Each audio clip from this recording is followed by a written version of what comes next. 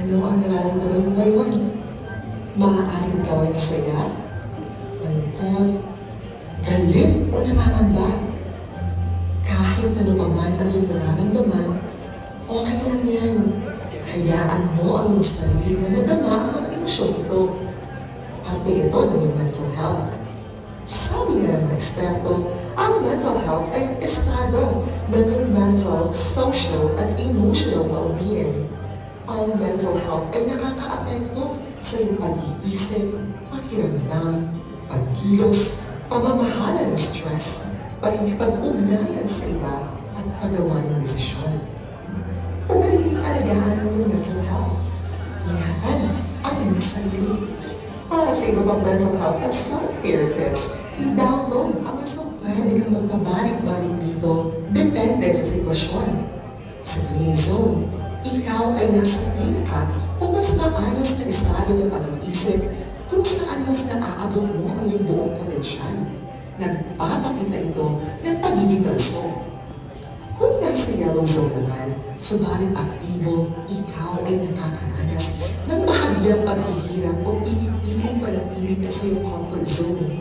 Dito, pwede kang matukso ng iyong alak, manigarilyo, o gumamit ng droga para mapayanan ang hirap na pinagdaraanan.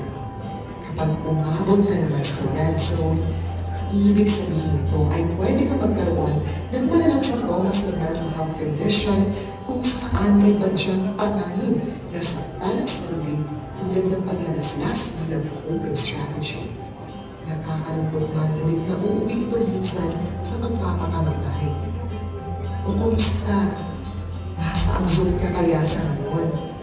Para sa iba pang impormasyon tungkol sa mental health, i-download ang Pwede gamitin ang flip chart para sa mga kliyenteng gustong matuto tungkol sa mental health at bilang gabay para sa mga taong may pinagdadaanan sa kanilang pag-iisip o damdamin. Paano gamitin ang flip chart? Una, basahin at pag-aralin muna ang laman ng flip chart. Pangalawa, mag-practice. Sanayin ang sarili sa paggamit ng flip chart. Sundan ang talking points habang itinapakita ang mga larawan o visual. Pangatlo, maging confident habang ginagamit ang flip chart sa pagpapaliwanag.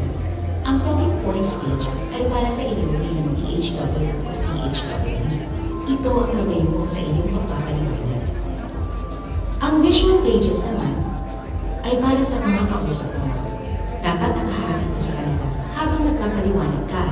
Narito ang isang demonstration. Magandang hapon po.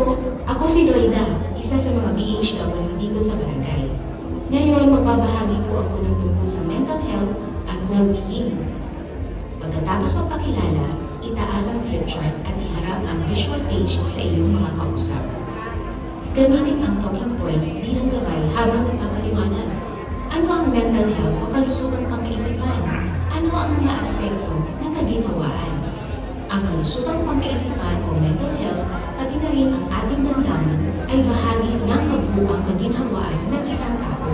Ipagpatuloy lang ang paggamit ng talking points habang itinapakita ang mga visual pages sa iyong kausap. Pwede rin gumamit ng local dialects o wika para mas madali kang maintindihan. Narito ang ilang bagong tips. Paminsan-minsan, huminto sandali at i-check kung nakakasunod pa ang mga kausap mo. Maaari rin magtanong kung malinaw ang paliwanag at kung may gusto silang i-clarify. Halimbawa, paano kung ako ay nai-stress sa mga problema sa pamilya? Magandang tanong yan. Sa susunod na pahina, ipapakita ko kung ano ang ilang paraan upang ma-manage ang stress. Maaaring hindi nito masolusyonan ang inyong problema sa pamilya. Ngunit ito ay pwedeng makatulong sa pagbawas ng stress na nararamdaman. Habang nagpe-present, biglang tiin ang mga mensaheng tulad ng huwag mahiyang humingi ng tulong. May lunas sa mga problema sa mental health. May mga pahina rin ang flip chart tungkol sa Islamic perspective sa mental health. Gamitin ang mga ito kung ang kausap mo ay mula sa komunidad na nagpag-practice ng Islam. Mahalaga na may paliwanag ang mental health gamit ang mga aral o pananaw na nakaangkla sa Islam. Sa dulo ng flip chart, huwag kalimutan ipaliwanag ang PhilHealth Mental Health Benefits Package. Mahalagang malaman ng mga tao kung saan sila makakakuha ng libreng tulong at flip chart na ito, matutulungan ng mga barangay health workers at community health workers ang komunidad na maintindihan na ang mental health ay bahagi ng kabuuang kalusugan. Dahil walang health kung walang mental health. Do you know that stress affects both your physical and mental health? Some symptoms of stress are indigestion, shallow breathing, and body pains. Stress can also make you feel more moody and aggressive. Managing your stress helps you feel better and function well. Here are some small steps that you can do to lessen your stress. Break down your tasks into small parts. Take a short walk outside. Turn off or limit phone notifications. Have a good and healthy meal. Take a power nap. Listen to relaxing music. Ask for help with your chores. And celebrate small wins.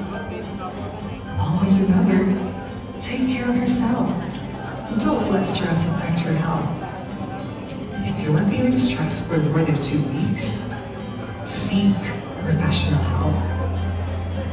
Report